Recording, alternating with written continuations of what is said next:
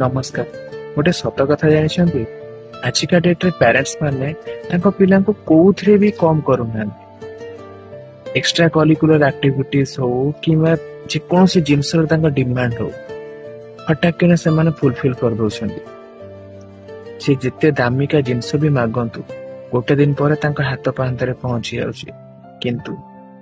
से सब भीतर से गोटे जिनस देबा को भूली जाउछन्ति जाकि जीवन सारा ता संगे रही से होछि संस्कार। जदि गोटे पिला को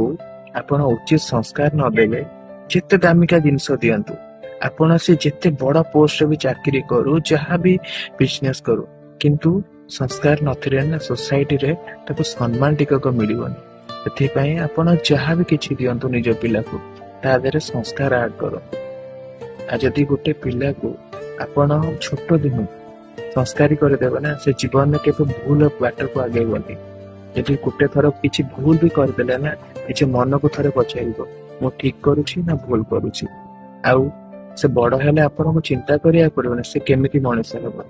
से जो बाटर जीवन ना से बाटर प्रशंसा साउंड के आनिबो।